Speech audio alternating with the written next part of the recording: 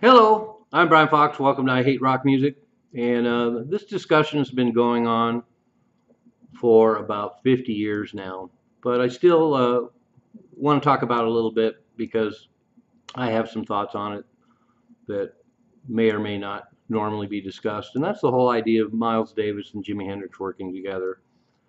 And we know it came closer than a lot of people uh, think because there's a discussion by Terry Reid talking about the fact that he was hanging out with Jimi Hendrix one day and Miles Davis showed up and they went back in a room and jammed with Jimmy on acoustic guitar and Miles Davis on trumpet. And he said the music was just beautiful. And of course, we also know that Miles Davis was completely blown away by Jimi Hendrix. He had lamented the fact that white guitar players had taken over the blues idiom and were having so much commercial success. And then a friend of his took him to see the film of Jimi Hendrix at Monterey, and he was blown away. And then, of course, as we all know, Miles Davis was completely blown away by Hendrix's performance with the Band of Gypsies, as well he should be. And of course, Jimi Hendrix's work with Band of Gypsies showed Miles more clearly than ever the potential for a pairing because the music was so much deeper. And of course, Jimi Hendrix really concentrated on his playing and showed all the things he could do if he stopped all the showmanship and just played. And that's amply displayed in the Band of Gypsies concert. And we also know the mutual admiration by both of them.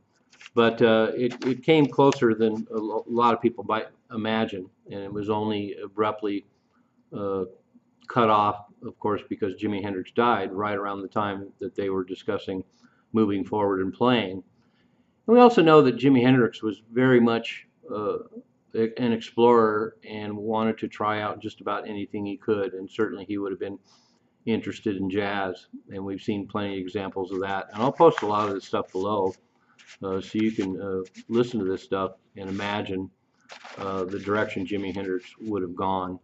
And I think jazz would have been a natural thing for him to move into, along with the fact that, of course, the number of pedals were limited during the time of Jimi Hendrix's lifetime, and he used many of them. But moving forward, he would have had a lot more opportunities to explore sound with a lot of different new amazing pedals that were developed in a couple of years after he died, including ring modulators and things like that. But when you look through the Jimi Hendrix recordings, of course, there's a jam with an unknown flutist, which I'll post below. There's a jam with Traffic, including Chris Wood on sax. And then we also know of jams that involve people like Tony Williams, Dave Holland, and the discussion of working with Roland Kirk as well. And the long legendary jams between Jimi Hendrix and John McLaughlin, of course, are available. I'll post those below. And it shows that it wasn't necessarily a good match. Their playing styles were so different that the results are kind of anticlimactic. But it is interesting to hear after all these years, and the fact that Jimi Hendrix was actively mingling with a lot of people on the jazz scene. And that goes along with Larry Young as well. And there's a number of Larry Young recordings with Jimi Hendrix, notably on the album Nine to the Universe. And then there's another jam that I'll post below with Larry Young and Jimi Hendrix that is a lot more open than the Nine to the Universe recordings and shows the possibilities as well. And when you listen to Miles Davis recordings, of course, Jimi Hendrix had a profound influence on him. He was introduced to the music of Hendrix by his wife, Betty Davis, and apparently Betty Davis had sexual liaisons with Jimi Hendrix. And so his interest was piqued, and he saw the possibilities. And of course, right after Hendrix died, and around that same period when Hendrix was still alive, he started pushing in that direction. And so we have albums like Bitches Brew, and we have albums like Jack Johnson. And you can pretty much hear the fact that Miles Davis would have preferred to do a lot of that kind of work with Jimi Hendrix. And I'm not so sure Jimi Hendrix would have been entirely comfortable in the openness of Bitches Brew per se, but when you listen to Jack Johnson, you can definitely hear Hendrix being right at home with that material, with more syncopated beats and and also the fact that around that time, of course, we have McLaughlin's solo album with Buddy Miles playing on it. We have the Tony Williams Lifetime, and we also have Mitch Mitchell Band with Larry Coryell doing shows in Europe. And so this crossbreeding is fully documented and shows that had Jimi Hendrix lived another year, we would have seen him playing with a whole pantheon of up-and-coming jazz players, and it would have opened up his vision considerably. And we also know that Miles Davis, of course, forged ahead. And he had a lot of guitar players that were heavily influenced by Jimi Hendrix: John McLaughlin, Pete Cozy, particularly Sonny Chirac, Larry Coryell. All these guitar players kind of approximated things that Jimi Hendrix probably would have done. So when you hear albums like Pangea and Agartha and you hear this heavy funk, it's really easy to hear what Jimi Hendrix would have added. And of course, when you imagine the kind of playing that Hendrix did with Band of Gypsies, it really would have fit in with a lot of those things. And also moving forward, right around that same period, 1969, 1970, and going into the early 70s, of course, we had an explosion of fusion bands that were influenced by this whole idea of melding rock with jazz, including the Mahavishnu Orchestra, Larry Coryell's 11th House, an obscure band called Contraband, and bands like Weather Report, and all these people like Sonny Chirac and Larry Coryell are certainly documented playing mixtures of rock and jazz. There's a couple early Larry Coryell albums where Coryell, very jazz-trained guitar player, was doing a lot of rock material, and it's really impressive. But also, I'll post these below as well. There's a couple of really interesting AI creations that are out there now that help us visualize what this pairing would have looked like. And some of these AI creations are more successful than others, but it shows that, pretty much everybody familiar with Miles Davis and Jimi Hendrix continue to imagine what the possibilities would have been. But where my own thoughts come in is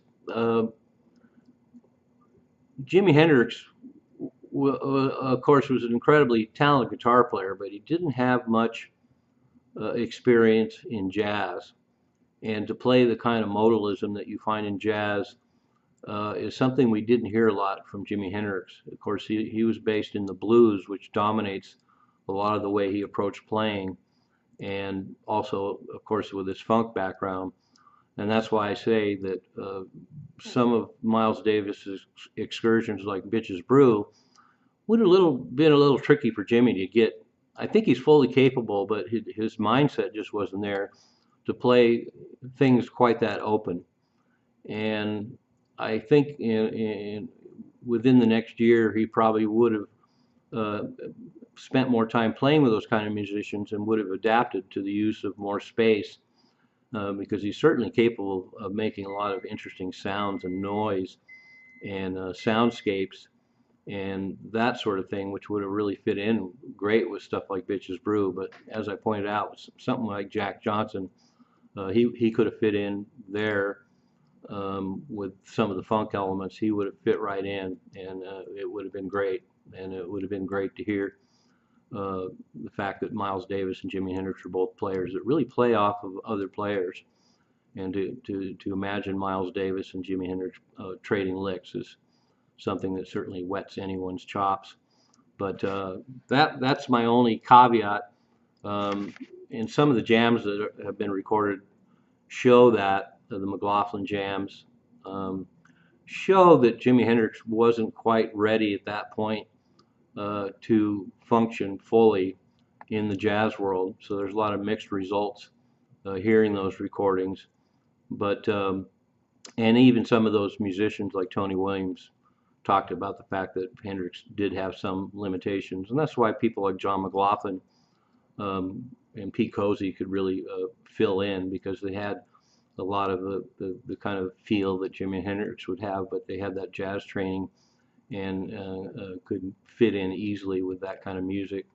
So eternally, everyone will continue to speculate moving into the future what a great thing it would have been to hear Miles Davis and Jimi Hendrix make an album, which they were planning on doing, and who would have been involved. One of the more interesting stories, of course, is supposedly a letter was sent to Paul McCartney because there was some suggestion that Jimi Hendrix wanted to play with Miles Davis and have Paul McCartney on bass and Tony Williams on drums.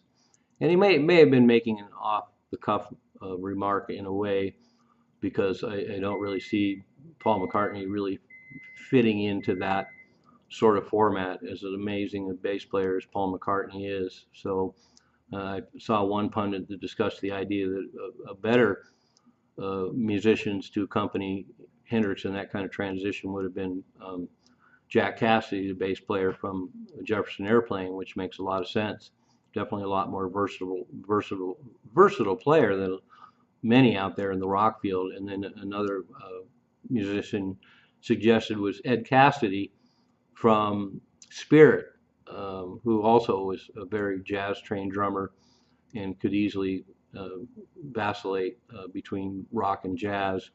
And that kind of connection makes sense as well, because of course Randy California and Jimi Hendrix were friends and played together, and his involvement with Spirit would have made it natural for musicians of that caliber and those groups to work with Hendrix moving into that new field. So on top of the idea of it would have been amazing to hear Miles Davis and Jimi Hendrix play together, just in general it would have been great for the next year or two after that to hear Hendrix evolve and move into the jazz field. It's hard to even grasp what he could have added if he'd applied himself to that and learned new skills. So there you have it. I know this discussion's been run through the ringer so many times, but I'll just add one more. I'm Brian Fox. Thanks for watching. I Hate Rock Music.